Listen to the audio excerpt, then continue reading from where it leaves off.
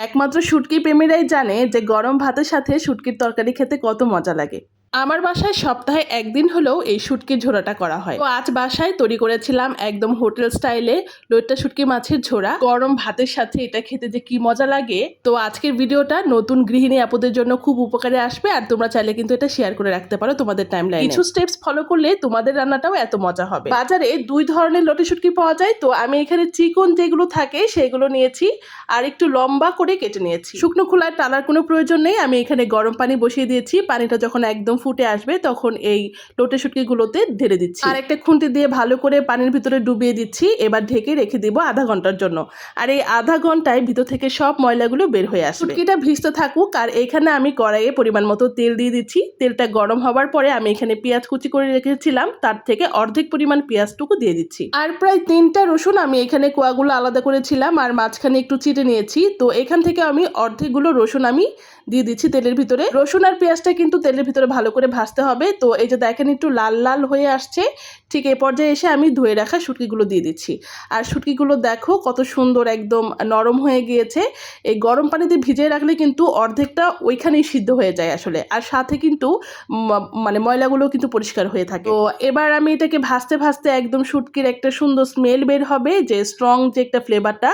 ভাজতে ভাজতে যখন এরকম একটা স্ট্রং ফ্লেভার বের হবে, ঠিক এই পর্যায়ে এসে আমি গুঁড়ো মশলাগুলো অ্যাড করে দিব। তো প্রথমে এখানে দিয়ে দিচ্ছি মরিচের গুঁড়া। তো আমি যেহেতু ঝাল খুব পছন্দ করি, আমি এখানে 1.5 চামচ পরিমাণের মতো মরিচের গুঁড়া দিব। আর হলুদের পরিমাণটা একটু কম দিচ্ছি, আমি এখানে 1/2 চা চামচের মতো হলুদের গুঁড়া দিচ্ছি। ধনিয়ার গুঁড়া দিয়ে দেবো একদমই সামান্য। এবার খুন্তি দিয়ে কিন্তু ভালো করে একদম নেড়ে চেড়ে কষিয়ে নিতে হবে। অল্প একটু পানি দিয়ে দিয়ে আমি এখানে কিন্তু ভালো করে কষাচ্ছি। আমি একবারে একদমই পানি দিচ্ছি না, একবারে পানি দিলে কিন্তু জিনিসটা একদমই ভেঙে যাবে। তো এই প্রসেসে শুটকি রান্না করলে কিন্তু শুটকিগুলো একদমই ভেঙে যায় না, নরম হয়ে যায় না, আর খেতে কিন্তু ভীষণ মজা লাগে।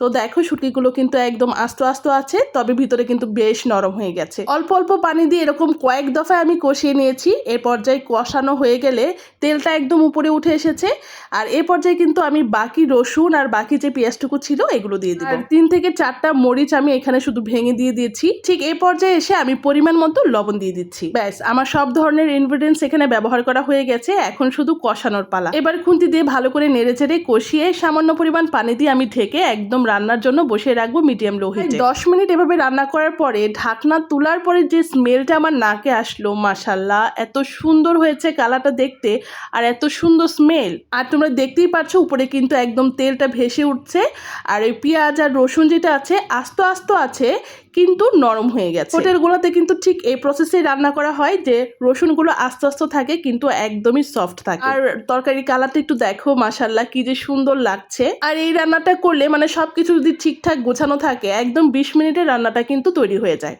গরম ভাতের সাথে আর লেবু চিপে যদি খাওয়া হয়, এক কথায় অসাধারণ লাগে। তো আমি সাথে সাথে গরম ভাতের সাথে সাথে নিয়েছি লেবু আর বোম্বাই মরিচ। তো চলো আজ আর কথা বাড়াচ্ছি না, খেতে খেতে তোমাদের কাছ থেকে বিদায় নিয়ে নেই। আর তোমরা চাইলে এটা কিন্তু বানিয়ে খেতে পারো, আর আমার সাথে শেয়ার করতে পারো তোমাদের কাছে তরকারিটা কেমন লেগেছে। আমি জানি অনেকেই মানে শুটকি মাছটা খুব পছন্দ করে, বিশেষ করে এই লোটে শুটকিটা।